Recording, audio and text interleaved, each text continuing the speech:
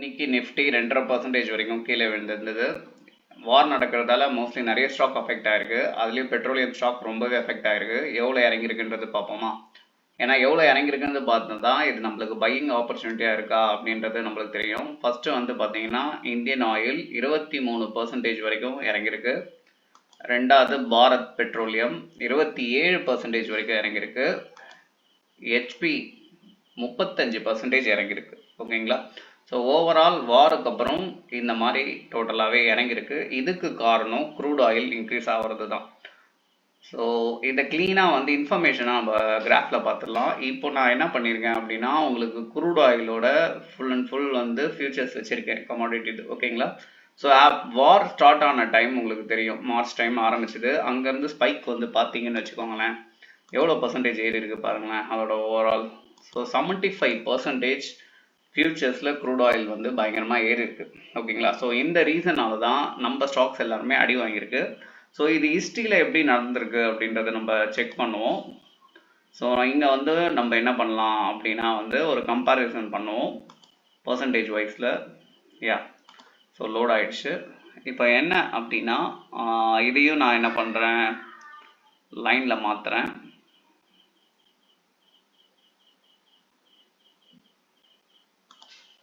ஏன்னா அப்போ தான் ஈஸியாக அவங்களால ஐடென்டிஃபை பண்ண முடியும்.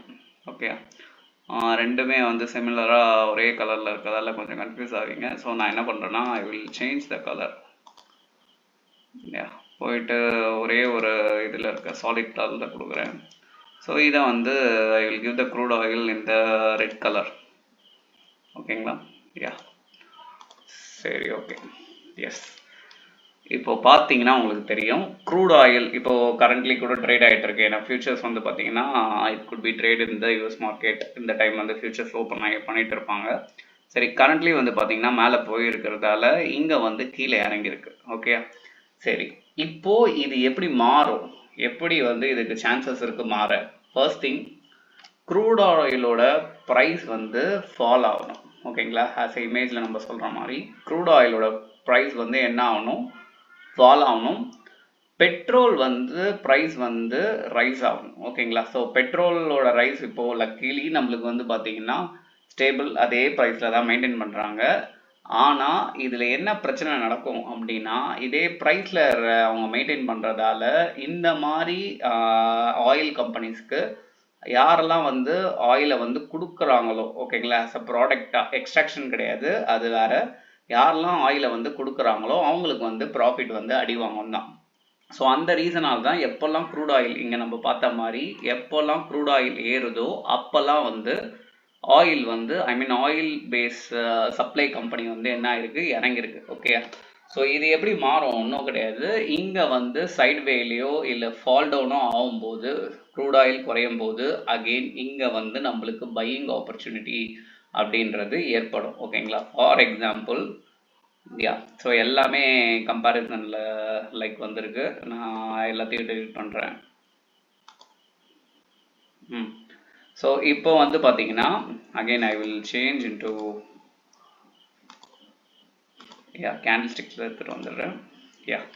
சரி, இப்போ என்ன ஆகும் அப்படின்னா க்ரூட் ஆயில் வந்து எப்போ வந்து ஸ்டேபிள் ஆகி இறங்க ஆரம்பிக்குதோ இங்கே வந்து என்ன பண்ணுவாங்க, ட்ரேடர்ஸ் வந்து கொஞ்சம் கொஞ்சமாக அக்யூமுலேட் பண்ண ஆரம்பிப்பாங்க, வாங்க ஆரம்பிப்பாங்க. அப்போ என்ன ஆகும்னா கேண்டில் சின்னதாக தான் இருக்கும். இன்ஸ்டிடியூஷனல் வாங்கும்போது கேண்டில் சின்னதாக இருக்கும், பட் இந்த வால்யூமை வச்சு நம்மளால ட்ராக் பண்ண முடியும். ஓகேங்களா? ஸோ இது எப்போ நடக்கும் அப்படின்னா நான் சொன்ன மாதிரி இந்த சினாரியோ வரும்போது மட்டும்தான். சரிங்களா? ஸோ இது வந்து நடக்கும்போது மட்டும்தான் அது வந்து ஏற்படும். ஓகே, ஸோ அப்போ பையிங் ஆப்பர்ச்சுனிட்டி வெயிட் பண்ணிட்டு இருக்கவங்க, ஸோ இந்த மாதிரி க்ரூட் ஆயில் ப்ரைஸ் கம்மியாகுது ப்ளஸ் இங்கேயும் வந்து ட்ரேடர்ஸ் வந்து வாங்குறாங்கன்னா கேண்டில் சின்னதாக இருக்கும் பட் வால்யூம் வந்து பெருசாக இருக்கும். அதை வச்சு நீங்கள் கரெக்டாக ட்ராக் பண்ணிடலாம். சரியா? ஸோ அந்த பையிங் ஆப்பர்ச்சுனிட்டிக்கு என்ன பண்ணுங்க அப்படின்னா வெயிட் பண்ணிட்டு இருங்க. ஸோ உங்களுக்கு கண்டிப்பாக அது தெரியும் போது நீங்கள் வாங்கினீங்கன்னா it could B help to the long time.